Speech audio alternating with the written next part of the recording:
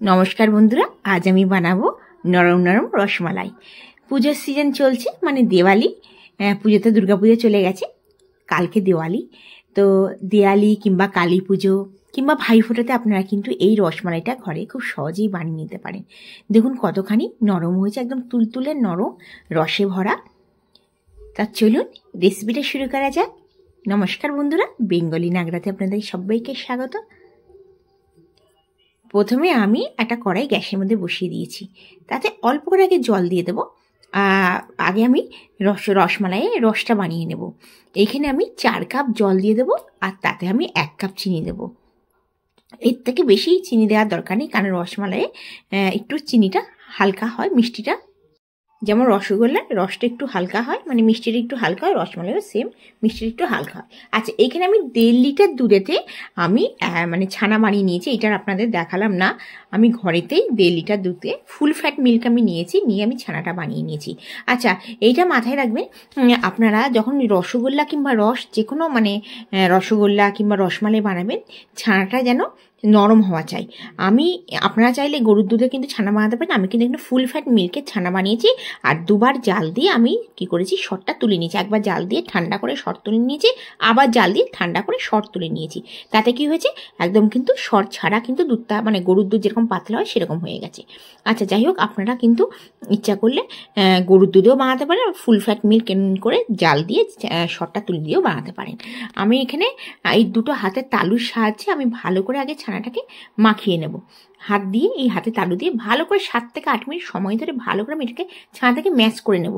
যদি ছানাটা ভালোভাবে ম্যাশ না হয়, তাহলে কিন্তু যখন রসগোল্লাগুলো বানাবেন তখন কিন্তু ওই ফাটলের মতন থাকবে, আর কিন্তু ফেটে যাবে। মানে অনেক সময় আমি অনেকবার রসগোল্লা বানাতে গিয়ে কিন্তু ফেল হয়েছি, মানে করতে পারিনি, ফেটে গেছে।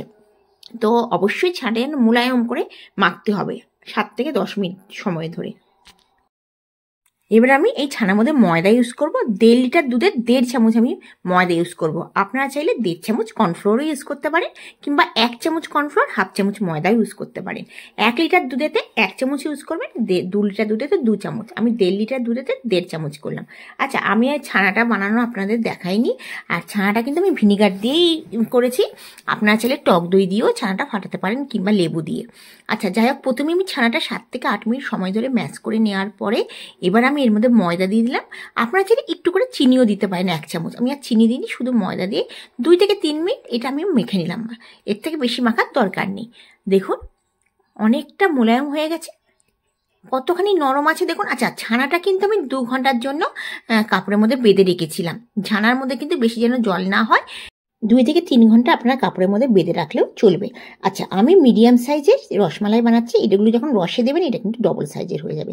বানানো কিন্তু একদমই সহজ, একদম রসগোল্লার মতন, কিন্তু এটা শুধু দুধেতে দিতে হয়, এইটাই ফারাক। ঘরেতে কিন্তু আপনারা খুব সহজভাবে এবং স্বাস্থ্যকরভাবে কিন্তু ঘরে বানিয়ে নিতে পারেন।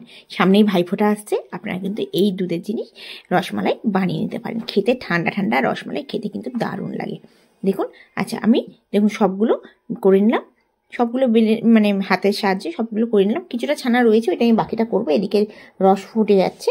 আচ্ছা, এদিকে আমি আপনাদের বলেইছি যে 4 কাপ জল নিয়েছি, আর তাতে 1 কাপ চিনি দিয়েছি। আচ্ছা, জলটা একদম হাই ফ্লেমে টকবক করে ফুটিয়েছি, মানে টকবক করে ফোটার 2 মিনিট পর আমি এই রসমালাইগুলো ছাড়বো।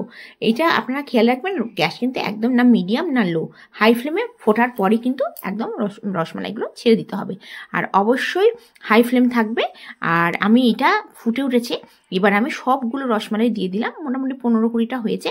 এবার ঢাকা দিয়ে আমি 10 মিনিটের মধ্যে হাই ফ্লেমে বানাবো। এই রসমালাইটা কিন্তু হাই ফ্লেমেতেই বানাতে হবে, আপনারা কিন্তু ফ্লেম একদমই লো করতে যাবেন না, তাহলে কিন্তু অনেক সময় ফেটে যেতে পারে। আমি অনেকবার রসগোল্লা বানিয়েছি, এতে কিন্তু লো ফ্লেম করলে কিন্তু রসগোল্লাগুলো একদম খারাপ হয়ে যাবে। আচ্ছা, আমি 10 মিনিটের জন্য রেখে দিলাম, একদম ঘড়ি দেখে 10 মিনিট আমি ফুটিয়েছি। দেখুন রসমালাইগুলো কত বড় হয়ে গেছে, একদম মানে ডবল সাইজ হয়ে গেছে। দেখুন, দেখেই বুঝতে পারছেন।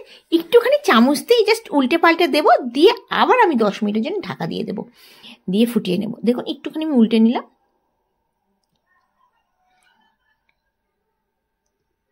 এইভাবে আপনারা কিন্তু খুব সহজে পুজোর সিজনে, দেয়ালি, ভাইফোঁটা, এই সিজনে আপনারা কিন্তু রসমালাই বানিয়ে নিতে পারেন। আচ্ছা, 10 মিনিটের জন্য আবার আমি ঢাকা দিলাম, টোটাল আমি 20 মিনিট ঢাকা দিয়ে রাখলাম।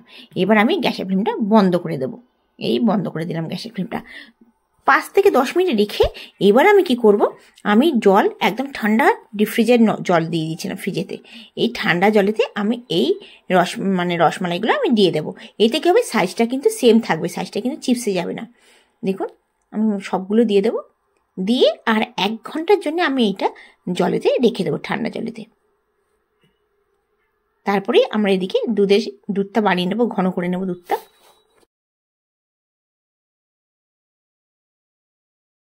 এবার আমি ঢাকা দিয়ে রেখে দেবো। আচ্ছা, এইদিকে আমি কি করেছি, 1 লিটার দুধকে আমি জাল দিয়ে দিয়েছি। আমি লোহার কড়াইতেই বানাচ্ছি, আপনারা চাইলে যে কোনো অ্যালুমিনিয়ামের কড়াইতে কিংবা একটা চশমেও বানাতে পারেন। আমি দুধটা কিন্তু মোটামুটি এখানে 1 লিটার দুধ আছে, দুধকে আমি পুরো আধা লিটার করে নিয়েছি, একদম গাঢ় করে নিয়েছি। রসমালাইটা গাঢ়ই ভাল লাগে। আর এখানে আমি এই চামচ হাতা হিসাবে আমি 1 চামচ মানে হিসাব মতন 1 কাপের মতন আমি চিনি দিলাম। আমি দুধটা কিন্তু আগেই জাল দিয়ে দিয়েছি, আপনাদের আর দেখাইনি সেটা। একদম শুকিয়ে যাওয়ার পর মানে একদম আধা লিটার হয়ে গেছে দুধটা, 1 লিটার থেকে আধা লিটার হয়ে গেছে, তখন আপনাদের এটা দেখালাম। আমি কিন্তু লো ফ্লেমে এটা জাল দিয়েছি, আর লোহার কড়াইতে কিন্তু দুধটা জাল দিলে কিন্তু ভীষণ ভালো হয়। আচ্ছা, এখানে আমার 1 ঘন্টা হয়ে গেছে, দেখুন কতটা রস টেনে নিয়েছে। আচ্ছা, এবার আমি কি করব, গ্যাসের ফ্লেমটা বন্ধ করে দেবো। বন্ধ করে দিয়ে আর এই রসমালাইগুলো দিয়ে দেবো। দিয়ে যদি আপনারা চান সারা রাত কিন্তু এই রসমালাইতে রাখতে পারেন, আর নালটা কমসে কম 2 ঘন্টা কিন্তু রাখতে হবে। আর দুধ কিন্তু গরম অবস্থায় আপনারা দেবেন। আর এইটা আমি সারা রাত রেখে দেবো। এই লোহার কড়াই থেকে নিয়ে আমি 1 ঘন্টা পর আমি লোহার কড়াই থেকে নিয়ে একটা আমি কাচের বাটিতে দিয়ে দেবো, আর দিয়ে আমি ফ্রিজে রেখে দেবো, কারণ রসমালাই কিন্তু ঠান্ডা ঠান্ডা ভীষণ ভাল লাগে। দেখুন, আচ্ছা সবগুলো দেওয়া হয়ে গেছে। এখন গরম যেহেতু আছে দুধটা আর কড়াই দুটোই গরম আছে, সেহেতু আমি 1 ঘন্টার জন্য ঢাকা দিয়ে রেখে দেবো। আচ্ছা, তারপর আমি কি করেছি দেখুন, এটা আমি 1 ঘন্টা পর আমি কি করলাম, একটা স্টিলের বাটিতে রেখে দিয়েছিলাম, রেখে ফ্রিজে রেখে দিয়েছিলাম। দেখুন কতটা নরম হয়ে গেছে, একটা কেটে দেখাবো, একদম তুলোর মতন নরম হয়ে গেছে। আমাদের রসমালাই বানানো কিন্তু ভীষণই সহজ, আপনারা কিন্তু একবার বানিয়ে দেখতে পারেন।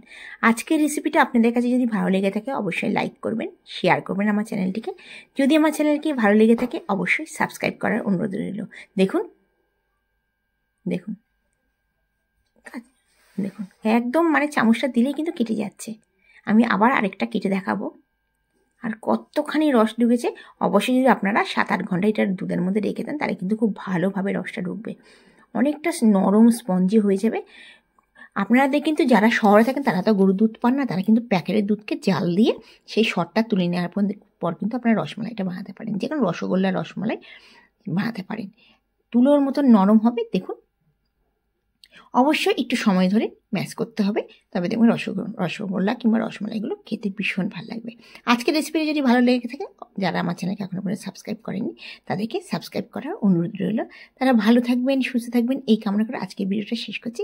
আবার আসবো নতুন দিনে নতুন ভিডিও নিয়ে। ধন্যবাদ।